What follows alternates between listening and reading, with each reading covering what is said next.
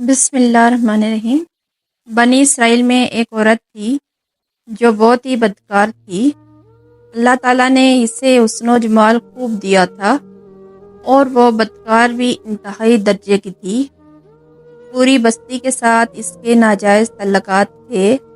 وہ اتنی مالدار ہو گئی، اس نے اپنے لیے ایک بہت بڑا محل بنوایا اور تخت بھی بنوایا جس پر وہ روزانہ بن سنور کر بیٹھتی تھی، اور اس کے ساتھ غلط تعلق رکھنے والے پورے شہر کے امراء آتے تھے۔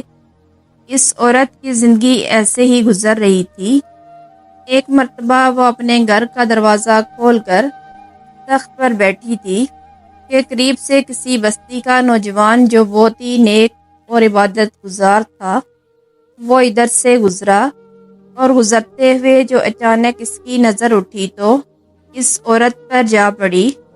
اس عورت کی ایسی تصویر اس کے دل میں چھپی۔ وہ آگے تو چلا گیا مگر اس کا دھیان ادھر ہی بھٹک گیا۔ وہ پھر جہاں بھی بیٹھتا، عبادت میں اس کا دل نہیں لگتا تھا۔ اس نوجوان نے روزے بھی رکھے لیکن اس لڑکی کا خیال دل سے نہ نکلا۔ اس نے اپنے آپ کو بہت تکلیف پہنچائی، کئی دن اپنے آپ کو بھوکا پیاسا بھی رکھا مگر اس کے دل سے اس عورت کا خیال نہ نکل سکا۔ ایک دن اس نے سوچا، اس خیال سے میری جان ہی نہیں چھوٹتی تو کیوں نہ میں اس کے پاس چلا جاؤں۔ چنانچہ اس نوجوان کے پاس تھوڑا بہت سامان تھا، اس نے اس کو بیچا اور اتنے پیسے تیار کیے جتنے سے وہ بدکار عورت اپنے پاس آنے کی اجازت دیتی تھی۔ وہ اس عورت کے پاس آیا اور اس کو پیسے دے کر اس کے ساتھ تخت پر بیٹھ گیا، بات چیت کرنے لگا۔ اچانک بات چیت کرنے کے دوران اس کے دل میں یہ خیال آیا کہ میں نے نیک کاری کے اتنے سال گزارے ہیں، آج میرے اللہ مجھے اس غیر محرم عورت کے ساتھ بیٹھے ہوئے بھی دیکھ رہے ہیں۔ بس یہ خیال ہی آیا تو اللہ کا ڈر اس کے دل پر غالب آ گیا اور وہ نوجوان کانپنے لگا۔ اس عورت نے اس نوجوان سے پوچھا کہ تمہارا چہرہ کیوں پیلا ہو گیا ہے؟ تو اس نوجوان نے کہا کہ میری طبیعت ٹھیک نہیں ہے۔ تو اس عورت نے کہا کہ تم جس مقصد کے لیے آئے ہو وہ مقصد پورا کرو اور جاؤ یہاں سے۔ اس نوجوان نے کہا نہیں۔ وہ عورت بہت حیران ہوئی، آج تک میں نے اپنی زندگی میں ایسا مرد نہیں دیکھا جو میرے قریب اس طرح تخت پر آ کر بیٹھے اور پھر برائی کیے بغیر چلا جائے۔ تم کیسے نوجوان ہو؟ مگر اس نوجوان نے کہا، یہ جو پیسے آپ کے لیے لایا تھا یہ تم رکھ لو اور مجھے جانے دو۔ اس عورت نے کہا کہ تم کون ہو؟ اس نوجوان نے بتایا کہ میرا نام فلاں ہے اور فلاں بستی کا رہنے والا ہوں۔ میرے دل میں یہ خیال آ رہا ہے، میں نے اتنی عمر مسلح پر بیٹھ کر گزار دی ہے، آج میرا رب تیرے ساتھ بیٹھے ہوئے بھی مجھے دیکھ رہا ہوگا۔ بس اس کے بعد اس نوجوان کی آنکھوں میں آنسو آ گئے اور وہاں سے چل پڑا۔ اس نوجوان کے جانے کے بعد جو تھوڑی دیر کی صحبت ساتھ بیٹھنے کی اس عورت کو ملی تھی، اس کی برکت سے اس عورت کے دل میں خیال آیا، یہ کمارا نوجوان اتنا اللہ سے ڈرتا ہے جبکہ اس نے گناہ بھی نہیں کیا، اور میں تو سارا دن اور ساری رات گناہ کرتی رہتی ہوں، میں تو خدا سے ڈرتی بھی نہیں۔ اس کے دل میں شرمندگی پیدا ہوئی، کروں تو کیا کروں؟ دل میں خیال آیا کہ اچھا جاتی ہوں حضرت موسیٰ سے پوچھتی ہوں کہ میرے لیے بھی کوئی توبہ کی گنجائش ہے۔ وہ اپنے گھر سے نکل کھڑی ہوئی۔ اب اس کو بستی کا ایک بندہ پہچانتا تھا، وہ اتنی نامی گرامی عورت تھی۔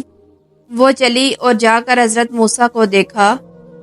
وہ اس وقت بنی اسرائیل کے لوگوں کو نصیحت فرما رہے تھے۔ اس نے کسی آدمی کے ذریعے پیغام بھیجا کہ حضرت موسیٰ سے جا کر کہو کہ میں ان سے ملنا چاہتی ہوں۔ اس خدا کے بندے نے سیدھا جا کر سب کے سامنے کہہ دیا کہ حضرت آپ سے فلاں عورت ملنے آئی ہے۔ جب حضرت موسیٰ نے اس کا نام سنا تو وہ بہت جلال میں آئے۔ لوگ کیا سوچتے ہوں گے کہ ایسی عورت ان سے کیوں ملنے آئی ہے، ان کا کیا تعلق ہے؟ اس سے حضرت موسیٰ نے غصے میں کہہ دیا، چلی جا یہاں سے، میں اس سے نہیں مل سکتا۔ اس بیوقوف نے آ کر کہا کہ میں نے بات کی تو وہ بہت خفا ہو گئے ہیں اور تم سے نہیں ملنا چاہتے۔ وہ ڈر گئی۔ اس نے کہا کہ میری بدکاریاں ایسی ہیں کہ اللہ تو مجھ سے بہت ہی ناراض ہے، تو اللہ کے نبی بھی مجھ سے بات نہیں کرنا چاہتے۔ میرے لیے تو اب دنیا میں کوئی ٹھکانہ نہیں۔ بڑے اداس اور بوجھل قدموں کے ساتھ وہ وہاں سے چل پڑی اور واپس آ گئی، اور اسے سمجھ نہیں آ رہی تھی کہ وہ کرے تو کیا کرے۔ اب وہ حیران تھی کہ اللہ کے نبی نے بھی مجھ سے بات نہیں کرنا چاہی۔ میں اتنی گری ہوئی چیز ہوں، وہ بات بھی نہیں کرنا چاہتے۔ چنانچہ وہ گھر آئی اور اس نے کنڈی لگائی، اور اس نے اپنے کسی بڑے سے سنا تھا کہ بندہ جب اپنے رب کو منانا چاہے تو اس کو چاہیے کہ وہ اس کے سامنے سجدہ کرے۔ چنانچہ اس کو کوئی اور طریقہ سمجھ میں نہیں آ رہا تھا۔ گھر کی کنڈی لگا کر ایک جگہ اس نے مصلی بچھایا، اللہ کے سامنے سجدہ کیا، اور پوری دنیا میں کوئی اسے نجات کا راستہ نظر نہیں آ رہا تھا۔ پھر اللہ کی شان دیکھیے، اس نے ساری رات عبادت میں گزاری۔ اگلے دن اس کے دل میں خیال آیا کہ میں عورت ذات ہوں، اکیلی اس مکان میں نہیں رہ سکتی، تو اگر میں نیت بھی کر لوں تو جتنے لوگوں نے میرے ساتھ بدکاریاں کی ہیں وہ مجھے یہاں نہیں رہنے دیں گے، تو بہتر یہ ہے کہ میں اس جگہ کو چھوڑ کر چلی جاؤں۔ اس عورت نے فیصلہ کر لیا کہ میں یہاں سے چلی جاتی ہوں۔ اس نے اپنے آپ کو ایک سادے کپڑے میں لپیٹا تاکہ کوئی کپڑوں اور اس نے جمال کو نہ دیکھ سکے۔ یہ کان ہے۔ پھر اس نے سوچا کہ عورت ذات ہوں، کہاں جاؤں گی؟ دل میں خیال آیا، وہ جو نوجوان آیا تھا جس کے دل میں اللہ پاک کا اتنا خوف تھا، وہ اللہ کے ڈر سے کانپ رہا تھا۔ کیوں نہ میں اس نیک بندے کے پاس چلی جاؤں، اس کی خادمہ بن کر رہ جاؤں، ممکن ہے کہ وہ مجھ سے نکاح بھی کر لے۔ اس بستی کی طرف چل پڑی۔ چنانچہ ڈھونڈتی ہوئی اس بستی میں اس کے گھر پہنچی اور گھر والوں سے کہا کہ میں فلاں بندے سے ملنے کے لیے آئی ہوں۔